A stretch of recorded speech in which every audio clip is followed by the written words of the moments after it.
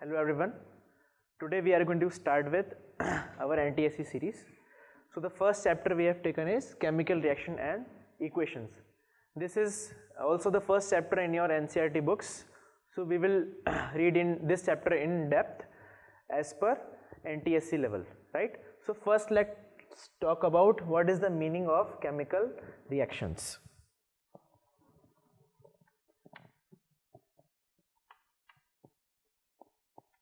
Chemical reactions. Chemical reaction क्या होती है बेटा? ये एक तरीका है जिससे हम किसी केमिकल प्रोसेस की अकरेंस को शो कर रहे हैं कि केमिकल प्रोसेस किस तरह से हो रहा है, कौन कौन सी चीज़ें उसमें इन्वॉल्वड हैं। ऐसे हमने कौन से केमिकल्स यूज़ किए जिसको मिलाने पर कोई कंडीशन, किसी पर्टिकुलर कंडीशन में रखने के बाद वो केमिकल रिएक्शन आगे फॉरवर्ड डायरेक्शन में मूव कर गई। ठीक है, तो मैं इसको ऐसा कैसे लिख सकता हूँ? Chemical reaction is a way of representation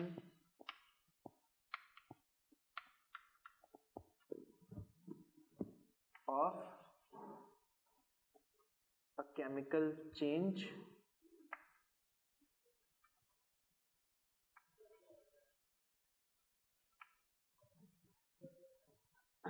in a given pressure,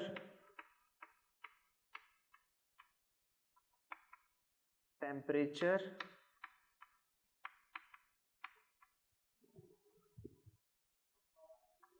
or other similar factors. Chemical reaction क्या होती है बेटा? हम किसी केमिकल चेंज को रिप्रेजेंट कर रहे हैं। कब? उसके साथ साथ हम क्या क्या बता सकते हैं? प्रेशर बता सकते हैं, टेम्परेचर बता सकते हैं, और इसी तरह के कुछ और भी फैक्टर्स हम डिस्क्राइब कर सकते हैं। ठीक है, फॉर एग्जांपल कैटलिस्ट, हम आगे पढ़ेंगे क्या चीज़ है वो। कैटलिस्ट हम शो कर सकते हैं। ठीक है, चलिए, तो अब हमने एक केमिकल रिएक्शन देख ली है, तो मैं इसको एक स्केलेटन फॉर्म बताता हूँ आपको, जनरल फॉर्म कैसे होती है। जनरल फॉर्म के लिए देखिए, A plus B gives C plus D। ये मैंने किसी रिएक्शन को रिप्रेजेंट करने का तरीका लिख दिया। इस तरह से हम किसी रिएक्शन को रिप्रेजेंट कर सकते हैं। बोलेंगे कैसे? A reacts with B to give C and D। इस तरह से हम इसको बोलेंगे रिएक्शन को। ठीक है, काफ़ी जनरल मिस्टेक है, कई स्टूडेंट्स क्या करते हैं, यहाँ पर गिव्स नहीं बोल के क्या बोलते हैं? Equals to. इक्वल्स टू बिल्कुल नहीं आएगा, यहाँ पे क्या आएगा? गिव्स। अच्छा, और मैं बात करूं तो जो बेटा A प्लस बी वाला पार्ट है, ठीक है, ये दोनों को हम एक सिंगल टर्म बोलते हैं, वो क्या है? सॉरी, इन दोनों को क्या बोलेंगे? रिएक्टेंट्स। क्या बोलेंगे बेटा? रिएक्टेंट्स। ऐसे केमिकल्स जो इनिशियली कंबाइन हुए और क्या फॉर्म करेंगे वो बाद में। हाँ, अब हमारा क्या चीज आएगी? अब हम यहाँ पे लिख सकते हैं प्रोडक्ट्स। प्रोडक्ट्स हमेशा कैसे बनते हैं? किसी फैक्ट्री में रॉ मटेरियल जाता है, जैसे आपने वुड सप्लाई की और वुड सप्लाई करके किसी फैक्ट्री में मशीन से कटिंग करके क्या बना दिया? उसे फर्नीचर बना दिया। तो यानी फर्नीचर आपका क्या हुआ? प्रोडक्ट हुआ। तो कोई प्रोसेस होने के बाद जो चीज़ हमें मिलती है उसे हम क्या बोलते हैं? प्रोडक्ट्स बोलते हैं। और इनिशियली हमारे पास जो भी केमिकल इन्वॉल्व्ड है उसे हम क्या बोलेंगे? रिएक्टेंट बोलेंगे। इनका नंबर वेरी कर सकता है। ऐसा भी हो सकता है कि यहाँ पर सिर्फ एक ही रिएक्टेंट हो, यानी सिर्फ ए यहाँ पर अवेलेबल हो और वो सी और डी दो चीज़ें बना रहा हो। ठीक है, और ऐसी भी रिएक्शन पॉसिबल है कि यहाँ पे टू रिएक्टेंट्स प्रेजेंट हो but they are forming just one product. It may be possible. ठीक है, अच्छा, और अपन बेटा इसके बारे में क्या लिख सकते हैं? केमिकल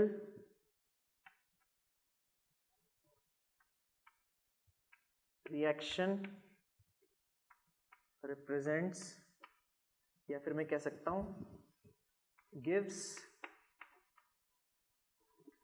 information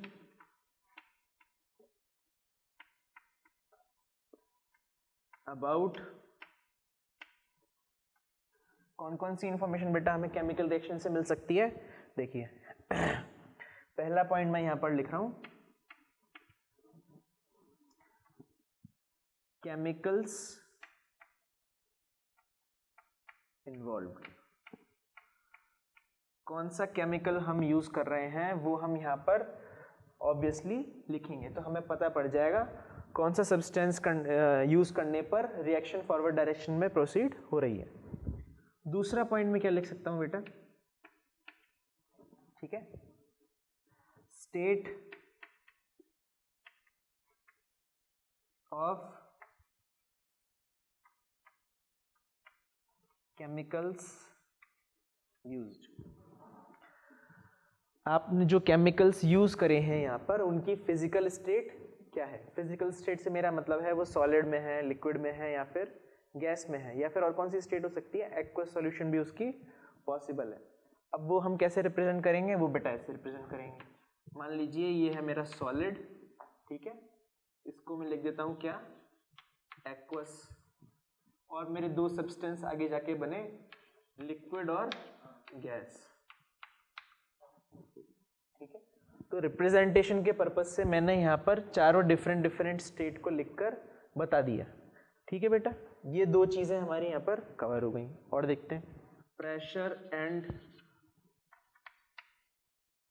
टेम्परेचर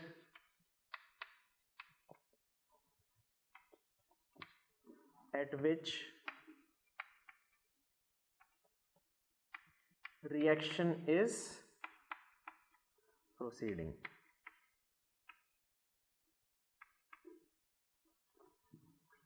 ठीक है, आप यहाँ पर प्रेशर और टेम्परेचर भी मेंशन कर सकते हैं जो इस रिएक्शन के टाइम पर हमने यूज किया।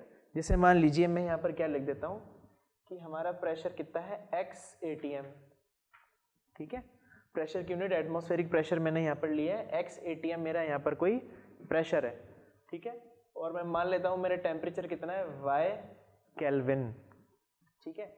अब यूनिट्स आप कैसे भी चेंज कर सकते हैं, there is nothing special about it, but आप उसको हमेशा कहाँ लिखेंगे, ये जो एरो मैंने बनाया है जो रिप्रेजेंट कर रहा है किसको, केमिकल रिएक्शन के डायरेक्शन को, उसके ऊपर और नीचे आप ये सारी डिटेल्स को मेंशन कर सकते हैं, ठीक है।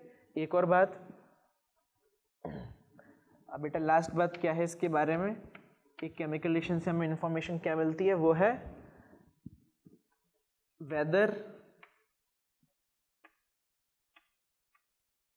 we are using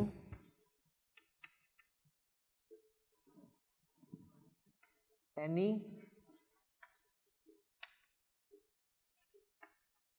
catalyst or not। क्या हम कोई कैटलिस्ट यूज कर रहे हैं अपनी रिएक्शन में, इसकी भी इंफॉर्मेशन हमें कहाँ से मिलेगी, यहीं से मिलेगी। कैटलिस्ट के बारे में बेटा अपन बात करेंगे। कैटलिस्ट भी कुछ नहीं, एक केमिकल ही होता है, ठीक है, कोई सेपरेट केमिकल ही होता है जिसे हमने रेट ऑफ रिएक्शन को इम्प्रूव या फिर डिक्रीज करने के लिए हम यूज करते हैं। तो उसको भी आप कहाँ मेंशन करोगे, उसे भी आप यहीं कहीं लिखकर मेंशन इजीली कर सकते हो, ठीक है। मैं यहाँ पर लिख देता हूँ सी, यानी हमने क्या माना है, कैटलिस्ट को माना है। तो ये सारी क्या हो गई बेटा, ये सारी वो इन्फॉर्मेशन है जो हमें केमिकल रिएक्शन से मिलती है।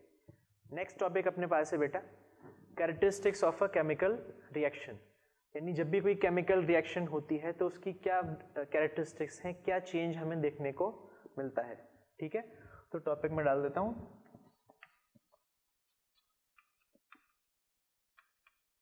कैरेक्टरिस्टिक्स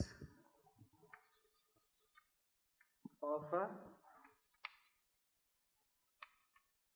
केमिकल रिएक्शन, ठीक है बेटा। अच्छा, पहली जो कैरेक्टरिस्टिक्स है इसमें वो है अपने पास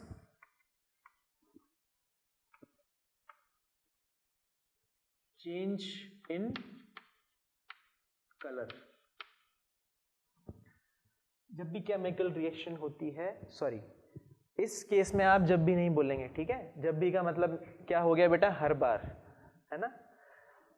it may be possible that when a chemical reaction is occurring the colour of the substituents used और द केमिकल्स यूज्ड में चेंज। जब आप कोई केमिकल रिएक्शन परफॉर्म कर रहे हैं तो ऐसा हो सकता है कि जो केमिकल आपने यूज़ करे हैं उसका कलर चेंज हो जाए। ठीक है, तो बेटा इस प्रॉपर्टी को बताने के लिए अपन क्या करेंगे, ठीक है, मैं यहाँ पर लिख देता हूँ सबसे पहले मे और मे नॉट अकर। ऐसा हो भी सकता है चेंज और ऐसा चेंज जरूरी नहीं है हर बार पॉसिबल हो, नहीं भी हो सकता। तो बेटा अब बात आती है इसके एग्जाम्पल की। ठीक है, तो मैं आपको कुछ ऐसे एग्जाम्पल दे देता हूँ जिसमें क्या है कि कलर चेंज हो जाएगा। तो देखते हैं बेटा, जैसे मेरे पास सॉल्यूशन है किसका, CuSO4 का, और अगर मैं इसे किससे रिएक्ट करा दूँ, Fe से रिएक्ट करा दूँ, तो अब मेरे पास क्या आउटपुट आएगा, FeSO4 प्लस Cu। ठीक है, ये मुझे आउटपुट मिला। अब बेटा कलर की बात आती है तो देखते हैं, ये जो CuSO4 मैंने यहाँ पर लिखा है ये कौन सी स्टेट में प्रेजेंट है, एक्वस सॉल्यूशन में, यानी पानी में मिला हुआ है। और जब भी बेटा CuSO4 वाटर के साथ प्रेजेंट होता है तो उसका कलर क्या होता है, ब्लू। ठीक है, इसका कलर क्या होता है बेटा, ब्लू। पर जब रिएक्शन कंप्लीट हो जाएगी यानी क्या फॉर्म हो जाएगा, FeSO4 फॉर्म हो जाएगा, तो बेटा उसका कलर कैसा हो जाएगा, अब सॉल्यूशन का कलर कैसा हो जाएगा, ग्रीन। ठीक है, और यहां पर FeSO4 कौन सी स्टेट में आ जाएगा, एक्वस स्टेट में आ जाएगा। ठीक है, क्योंकि वो वाटर में मिल जाएगा और Cu बाहर आ जाएगा। तो ये अपना एक एग्जाम्पल हो गया किसके लिए, चेंज इन कलर के लिए। एक और एग्जाम्पल अपन देख लेते हैं। ठीक है, ये तो सर आपने लिक्विड स्टेट वाला बता दिया। एक देखो,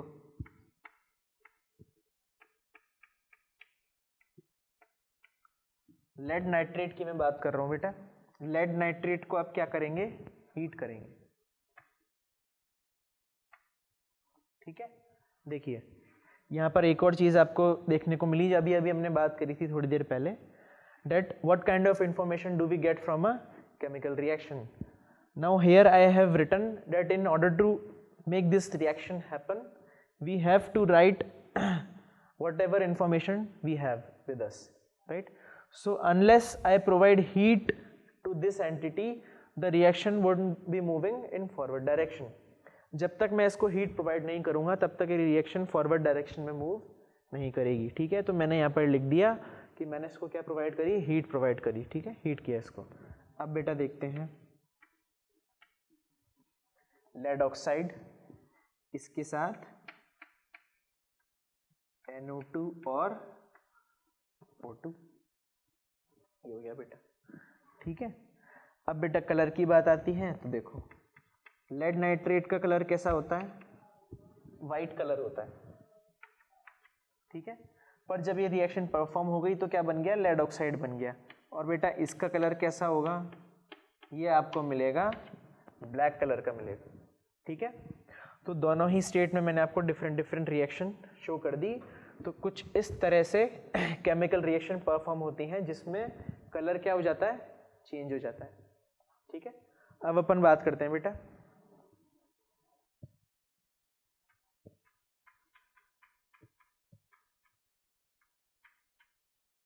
इवोल्यूशन ऑफ गैस। ये भी बेटा कैरेक्टरिस्टिक सिमिलर है। किस रिस्पेक्ट में, ये प्रोसेस भी बेटा या तो हो सकता है या नहीं हो सकता, डिपेंड करता है रिएक्शन पर। ठीक है, तो मैं यहां भी क्या लिख दूंगा, मे और मे नॉट अकर। जरूरी नहीं है सारी रिएक्शन परफॉर्म करने में गैसेस इवॉल्व हो। ऐसा हो सकता है कि ना रिएक्टेंट साइड में गैस प्रेजेंट हो और ना ही प्रोडक्ट साइड में, तो कोई श्योरिटी नहीं है भाई इस बात की। पर हम कुछ एग्जाम्पल देख लेते हैं। कैसे, देखो अगर क्या करा जाए बेटा, H2O, ठीक है। H2O को अगर मैं क्या करूं, यहां पर मैं करंट पास करवाता हूं, अगर इसमें मैंने करंट पास करवाया तो H2O ब्रेक हो जाएगा किसमें, H2 और O2 में, और बेटा ये दोनों ही स्टेट कैसी होंगी, गैस होंगी, ठीक है। रूम टेम्परेचर पे हाइड्रोजन और ऑक्सीजन दोनों ही क्या होती हैं, गैसियस फॉर्म में प्रेजेंट होती हैं। तो ये जो हमारे पास क्या था, ये लिक्विड फॉर्म थी बेटा, ठीक है। ये लिक्विड फॉर्म करंट पास कराने से धीरे धीरे क्या हो गया कि ये हाइड्रोजन गैस और ऑक्सीजन गैस में कन्वर्ट हो गई। तो ये भी अपना एक अच्छा एग्जाम्पल है, ठीक है। मैं फिर से एक और एग्जाम्पल को यहाँ पे यूज करूँगा, कौन सा वाला, ये वाला लेड नाइट्रेट का। तो मैं यहाँ पर लिख लेता हूँ,